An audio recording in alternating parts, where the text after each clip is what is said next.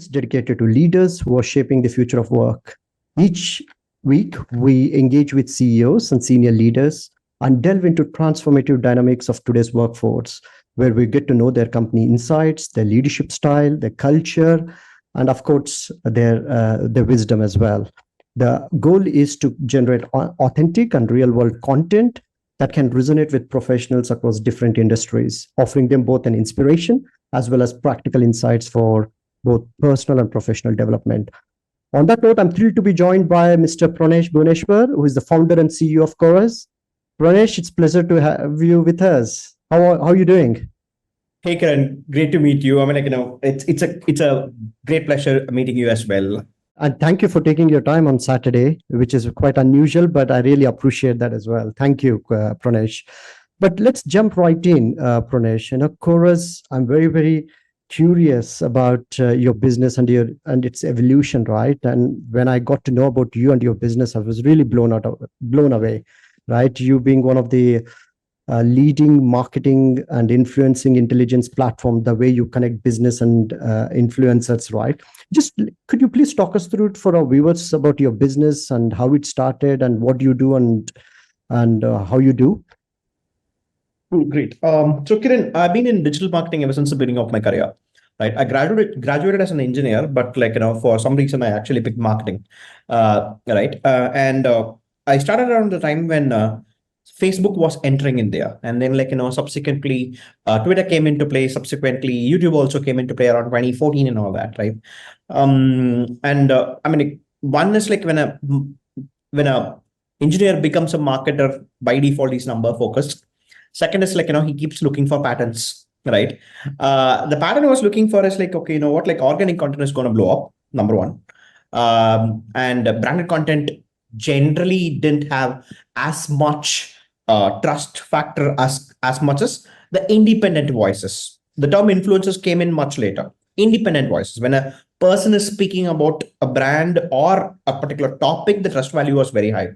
Right. And then I saw that, early on in 2013, 2014 itself, brands were actually working with these guys who had, at that point of time, even 2,000, 3,000 Twitter followers, trying to organize some sort of meetups and all that. And I actually saw a couple of brands even consecutively spending money in terms of hosting these events rather than traditionally spending more money on creating a video or an ad shoot kind of a format, right? And then, coincidentally, I was part of one of the largest political campaigns which happened. I was consulting actually one of the largest political campaigns and what happened. And then, around 6 or 7 different vertical heads were there running different verticals, from say a WhatsApp campaign to a YouTube campaign to a PR campaign and all that, and I was responsible for the influencer piece, right? And the campaign was a very sharp 63-day period, if I remember right. And then we used to work almost 18 hours a day, right? Yeah, again, and we were given each of us were given budgets based on what is the goals which we are supposed to accomplish. And then once the whole thing was over, we pulled it off. We did a lot of manual work, automated work, whatever and all that. We pulled it off. And when the 8 heads were meeting to understand what was the ROI of each of the vertical which they were doing, the highest one was actually influencer marketing.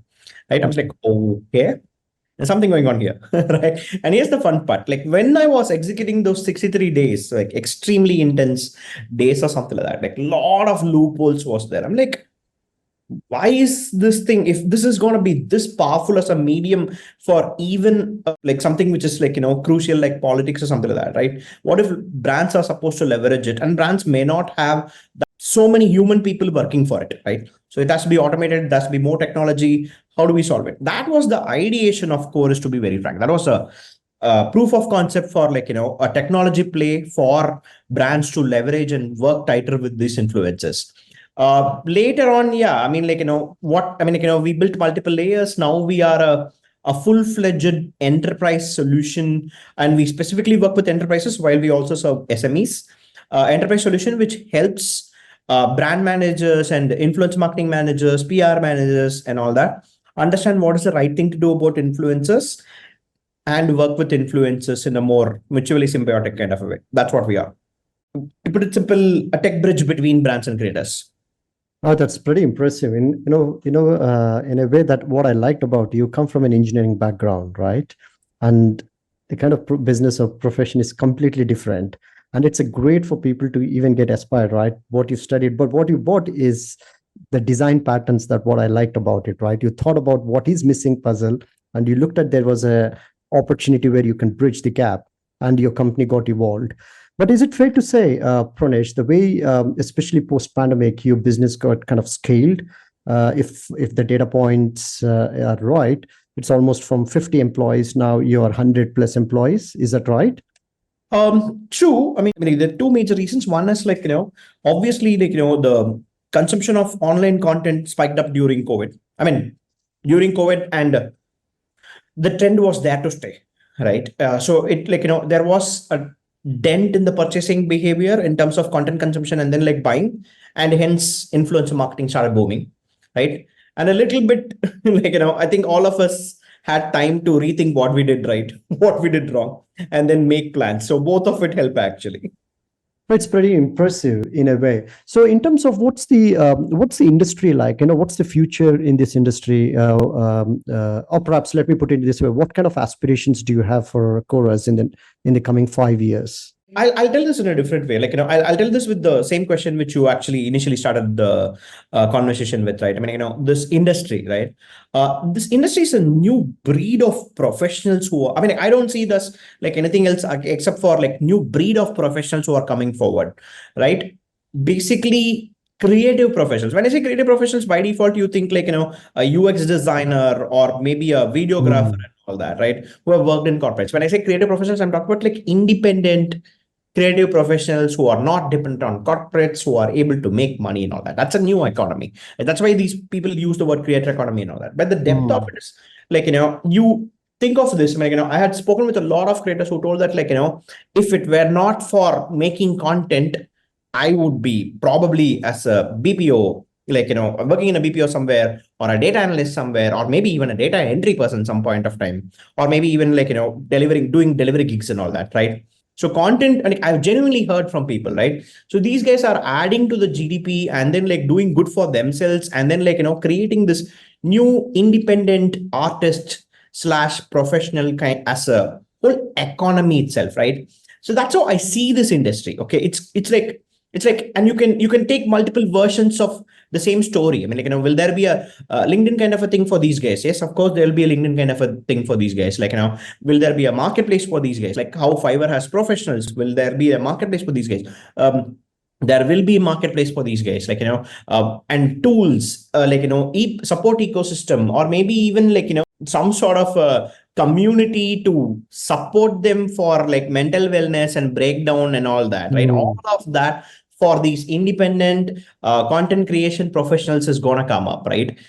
So that leads on to the final point on what am I doing about this, right? This is dynamic. It's fast growing. It's extremely dynamic.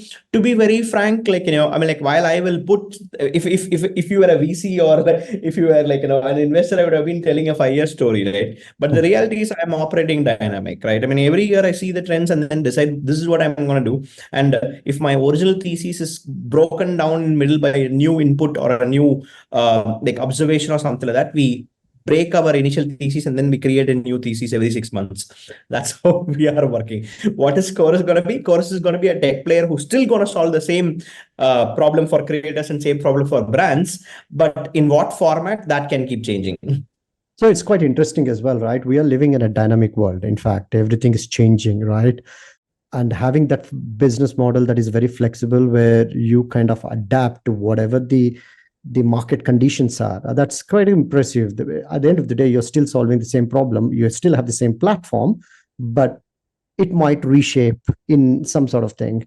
Is it fair to say, because my knowledge within this industry is quite limited, so what kind of is it? I know content creation has been a big thing, right? I mean, usually what kind of influencers, is it usually Gen Z, are the people who are coming into it, or what kind of demographics, or could you please enlighten us with that kind of Okay. yeah. It did start with Gen Z, to be very frank, Okay. Kiran. I'm but I think it's going mainstream now. When I see Okay. mainstream, I mean, people whoever has a full-time job is also going to do some form of content creation for, even for personal identity, kind of maintaining the personal identity.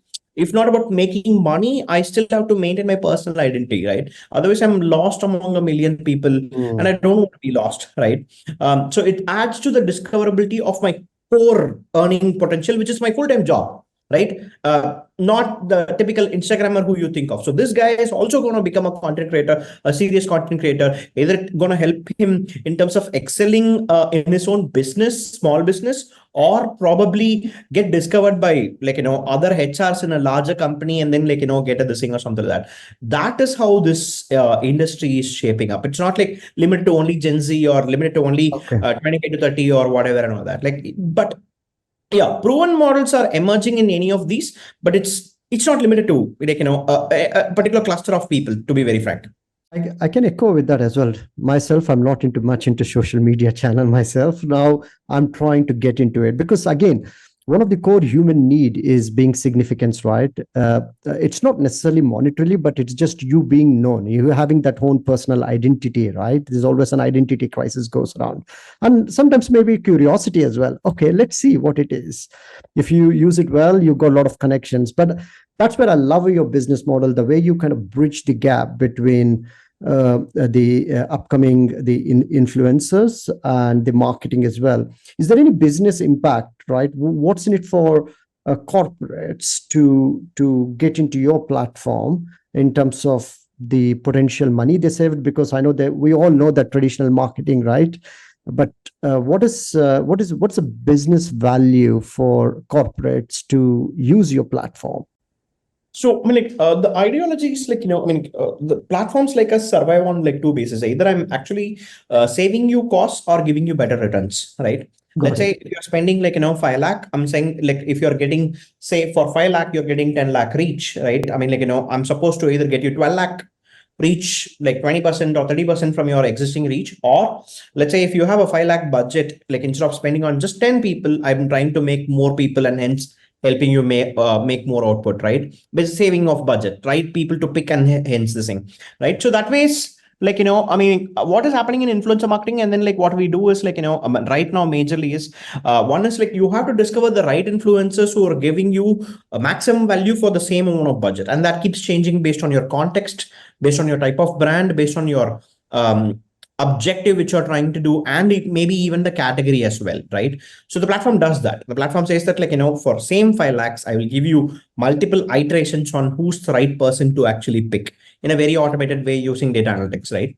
The output is subjective to whether you want to save costs or you want to make ROI output in terms of views, or like engagement, or maybe even, like, video views. Got it. Got it. So let's move into your culture now, more about your company itself, Pranesh. What kind of culture can we expect when within Chorus, right? What is your culture to begin with? So, I mean, like, probably, I mean, like, I read a lot of what, I mean, like, I copied a lot of what Netflix did, and then I made my own version of what Netflix did, Got it. right? And I mean, I think I read this quote by Netflix. I mean, roughly translating, I don't remember the exact quote. It says that, like, people who you work with are not exactly your family. They are, treat them more like a professional team, right? And I think I truly believe that, right? And we have managed to set up a similar culture like that over the years. It doesn't take day one. It took us, like, long years to actually get here. The idea is, like, we are pretty open. Like, when I say open, like this and all that, like, see, there will always be two types of people: people who want to actually do anything to grow, and people who are, like, will do a 9 to 5 comfortably, and then, like, beyond 5 they are not very comfortable to stretch. Maybe they will stretch till 6, maybe they will stretch till 7, but not more than that, right? How it works is, like, you kind of need both the people, right? Because, like, you, if you keep the 9 to 5 people, kind of people who want to have a perfect work life balance or something like that, then, like, you cannot have those driving forces kind of people. But if you have the driving forces kind of people, what will end up happening is, like, you're creating a over positive, extremely high toxic energy kind of a culture, right? Okay. So you need to have a right balance of these people and these people, and that's what like we managed to build, right? We say that like, okay, you know what, like you want to actually give your fullest potential, I'm gonna back you in any level. You want to actually call me at 2 o'clock, I'll happily call you at 2 o'clock. Like I'll pick up your phone at 2 o'clock, and then I'll discuss ideas with you. If you want to come on a Saturday and then like hang out with me at my place and then like have coffee or something like that, I'm more than happy to do Got that, it. right? That is also what we bring. Second thing is like if you don't want to do all of that, you want to do a comfortable 9 to 5 or a 10 to 6. In our case, it's actually 10 to 6, 10 to 6 or something like that. Do that really well. I'm not bothered if you are not like this person, but this part you do really well, right? And I mean, like, and no biases or no, I mean, this is the simplest thing. And then like we made a nice culture book, etc., etc., decks and all that. But the summary of it is like both of these exist. You choose what you want to do. You will be compensated accordingly, and then you will grow like as a leader based on what you are picking and what you're doing really well. Got it. That thing. For example, like people in this bucket, let's say call it bucket A, who's like flexible, who want to relearn 10,001 times and they don't mind failing, kind of people, and people who are saying that like I know this really well, I'm not going to experiment much, but I'm going to do this job really well, which is like the more structured kind of people or something like that, right? For these people we give more opportunities to keep jumping and all that. For these people we give them challenges in terms of what they have to do for this quarter or this year. For these people we just throw open questions and then say do whatever you want. Got This is it. the problem which has to be solved, right? And yeah, that's a dynamic which we maintain in the company. So it's quite flexible, I would say, in terms No, of. we decide who comes in what, and then we Mm. give them people options. Initially, we give them like we'll say that like what, like I'm going to push you to the edge to see where you are falling under, and then we will gauge, okay, what, like you're falling under bucket A or you're falling under bucket B, and then we start defining your career path or like your. I mean, I actually say that even during the time when you join, I tell people saying that like what, like I'm going to assume that like your average tenure here is going to be 2 years. If it's going to be more, I'm more going to be more than happy. This 2 years, I want you to have fun, right? Got Fun it. can be like, or a 10 to 6 happy vibe, great, like, conversations, balance this thing, or fun can be like, extremely high energy, high idea, too many whiteboards kind of a thing for you. You choose your level of fun, right? And when you're leaving, I want you to actually leave without any hard feelings for both me and you. So that way, we have open conversation to understand which bucket you're falling under and then craft tasks slash KPA slash growth path accordingly. Got it. So your expectation, let's start with 2 years. Do people tend to leave at 2 years, or is what kind of attrition rate you could expect in your? See, people leave for multiple reasons. That's a reason, no, Kiran. I mean, like, and if you notice, right, you'll see a lot of folks who have had a gap of 2 years and then who come back as well, right? In our the thing, if you just browse, you will find, right, and there are some legit reasons. And then like sometimes, I mean, like let's say if somebody joins fresh out of college, right? I mean, to our company, right, the kind of like learning exposure which he or she is exposed to may be slightly lower, and then the person has to go and learn from different cases from outside in, from the outside world, and then the person wants to come back. We are very happy to like say that like, okay, what, like come back, like forget the fact that you even left, right? That happens. Or there are times when like there is like family constraints, personal constraints which they have, because of which they have to leave, right? There are also instances which I have to be which I have to accept, right? There are larger corporates who are able to pay up way more hikes than what we can actually genuinely offer. We are open about it. I say that like, what, I'm not going to bid against this extremely large corporate because I don't have that money, right? And I think that like if you think that that's the right thing for you, I'm completely fine with it. Like no harm, no foul or whatever and all that. Like we'll stay friends. I think if you're taking that, like I don't have a problem. Just serve your like due tasks, finish up those due tasks, and then like you can leave, right? So like that's what actually happens. So we are kind of like observing people stay on for like 2.5 3 years, and beyond that one of these things usually happens, like almost always 10% 15% of the people retain back, but yeah, 85% one of these things happen. So is it a big challenge, especially in your industry, where you see that level of attrition, where 2 3 years you have to bring on people?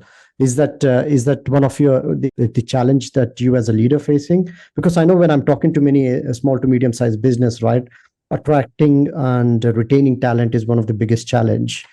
It Uh, was a challenge in the earlier days, Kiran. I'm not denying that. In fact, like till about like 3 years, 2 years, 3 years back, it was a like major challenge. Today, luckily, we have. I believe that like we have done stuff in a way that any of these candidates who we are actually interviewing with us had some touch point with us. In the sense has used some product of Chorus, or some has participated in some campaign of Chorus, or has seen us in some awards or something like that. We have higher touch point in the market. And I mean, like, I would attribute it to the fact like we had been innovating like a lot, and then like that is helping us frame the perspective in people's mind. Hey, you know what, like, these guys are innovating, I should be in this guy's ship sometime. That is part one. And part two is our marketing is doing a fairly good job of building a brand.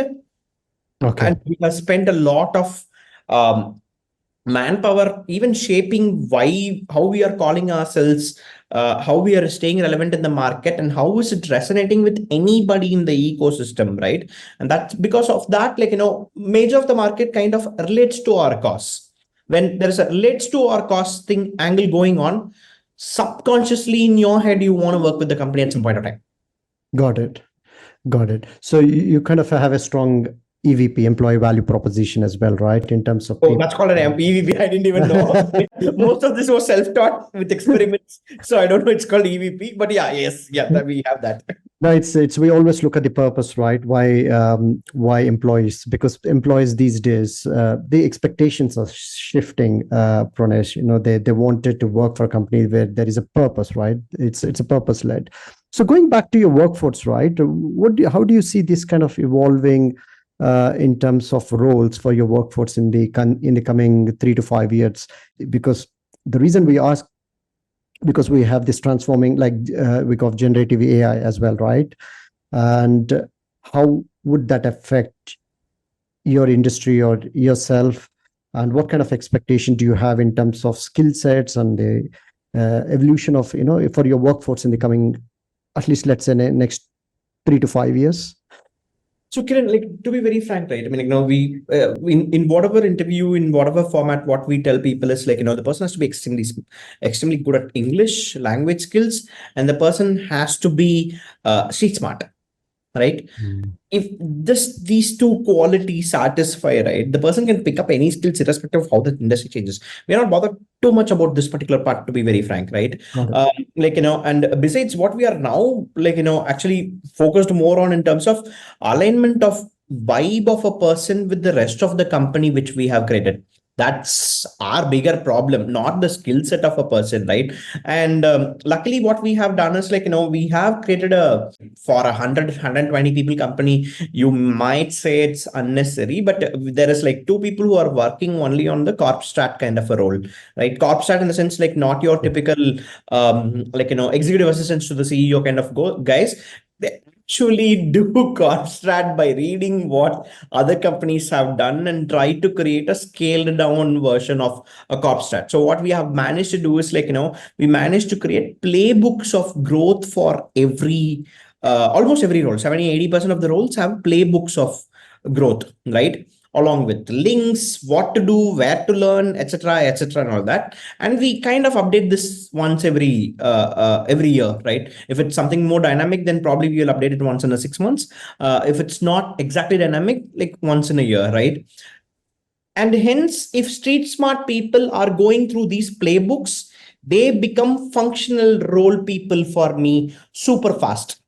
Got it. And I don't have to spend a lot of time by actually training that people, etc., and all that. We give homeworks. We say that what, like, I'm dumping you this homeworks. This is your first week homework, second week homework, third week homework, and then there's going to be a test. Fourth week homework, fifth week homework, sixth week homework. That's it. Homework is over. Now you're a full professional. That's all. So got it. So what's important is people fitting in your existing culture, right? Has that? So what do you do usually? What leadership practices yourself and your leadership team have when few people? I mean, not everybody can fit into the right. There's all there's always a challenge. But how do you address that as a challenge? I mean, because that can lead to a disengagement, right? When few set of people are not kind of fitting in with the existing. So, what kind of measures do you take in order to bring them back to engaged world? Or more curious around how do you deal in that situation? I'm sure you would have heard this, right? In a lot of SMEs or sub 200 people companies and all that, the character of the company is almost always the character of the founder, right? Yeah, And it translates kind of directly. If the founder is energetic fast, then the company becomes energetic fast. If the founder is abusive, then the company becomes abusive. Like it works both ways, right? I won't say it got planned, but that's what ended up happening, right? I am a guy who hates things which, when it moves slow, that causes a lot of anxiety for me if anything is slow, got right? it. And I am a guy who wants to grow at a pace which is 50-60% higher than a typical industry good growth rate, right? And I am a guy who's willing to give my all to get there, right? I will genuinely dedicate my all to get there, and I'm willing to teach 10,001 people who are believing in my vision. Every single leader who came and then who stayed back with us started sharing the same personality, Got it. right?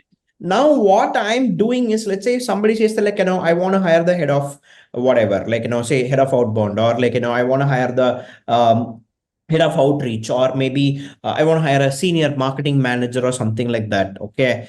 I What I used to do earlier was I used to have this two rounds, skill round and culture fit round, right? Where the skill round will be done by the particular hiring manager itself. Culture round I will do, right? I will say that let's say if you're coming to the culture round, I'll say that bro, I'm there's no doubt about the fact that you're super good or not. If you were not super good, you would not even have reached here. And I tell them the reason why you are here is because I mean, we have this thing from the internet which says 2 beers and a puppy test. Are you the guy who I want to have 2 beers with you, or are you the guy who I can trust a puppy with you? We use that simplest thing, and then we ask multiple questions to understand whether we share that vibe or not, right? And this kind of I translated it to the same hiring managers also, saying that why don't you do that? I don't want you to come back and then say that you are having issues, or that person having issues with you or something like that. Besides just gauging the skill sets, why don't you test whether is this the person who you will probably go out with a movie if you have some extra cash, or if I give you two tickets, right? So that ended up happening in a very scalable way. Now I don't take decisions. I have decentralized decision making, right? I'm I ask, okay, are you confident about this guy? I'm yeah. How much percentage confident are you? I'm on 90% confident. Okay, 90% is good enough. Let's take this guy. I'm when somebody says I'm 60% confident, I will say, okay, write down why 60% and why not that 40% is getting covered. In that process, they themselves will realize this is the reason or something like that. And then, you know what, they will take a call afterwards. I thought this is a better way to scale it. I don't know whether it's a structured way of scaling it, but this was a better way of scaling it for me. I tell them, you know what, you decide, I'm going to see what you're going to do. And if things go wrong or something like that, completely fine. If things go great or something like that, that's well and good. Right now, you are you're allowed to actually experiment, and I trust you, right? That made the whole hiring process more scalable. Got it. So, I mean, that's interesting what you said, right? Pranesh, I mean, you being such a high performer, very energetic, and you expect nothing but a growth, right? So, on that note, employee engagement is one of the hot topic when it comes to people management. When I talk about engagement, is them employees not being emotionally connected with the company, but more about how they can bring an best version of themselves, right? Where they are very well connected, they are proactive and productive, and they also bring their creativity at a workplace. So, what strategies has worked for you when it comes to getting best out of your employees? Because at the end of the day, you are as good as your team, right? If your team performs, that means your business is firing, right? So what has worked with you when it comes to getting your people engaged to get to that high performance level? So yeah, like I told, the same playbooks also is one part of it, right? And then we have tighter mentorship slash review kind of a thing. I say that, guys, you don't need to be scared about reviews. Reviews are good. Reviews are supposed to help you grow, not to actually sit and mock at you or something like that. So that those are more cleaner communication, cleaner reviews or something like that, right? Besides that, what we do is we spend time spotting people who want to actually do something genuinely good, who are ready to put that extra mile. When I say extra mile, not just stretch, who want to learn something new. And if that problem exists, that's not in their typical KRA, KPA, or their regular roles or something like that. If they still want to solve that problem, we keep spotting those people, right? And Okay. when we spot those people, what we do is we actually say that, if the person comes and says that, hey Praanesh, I want to work with you directly, I don't want to work with somebody else who's working to somebody else and all that, I'm like, okay, you can work. I'm currently working on this project, but remember, if you're working with me, I am like this, I'm going to expect the same thing from you. If you're up for a challenge, well and good. If you're not up for a challenge, it's fine, right? That, and we keep doing that in multiple levels. Somebody says that, what, I want to actually work directly with the head of sales, not to my regional manager or some senior manager or something like that. And I will solve this problem. Okay, you're given 3 months, and this is early success of this problem and all that. If you're able to solve this, directly do it, right? So we encourage that. That is one. And to facilitate people signing up for it, right? We keep the company fairly flat. When I say flat, yeah, the hierarchy exists, but we don't have cabins in our company at all. We Mm. don't have CEO office, CXO office. That logic is not there, and we have created a less, how to say, I keep telling people that here you are coming having fun while working kind of a vibe.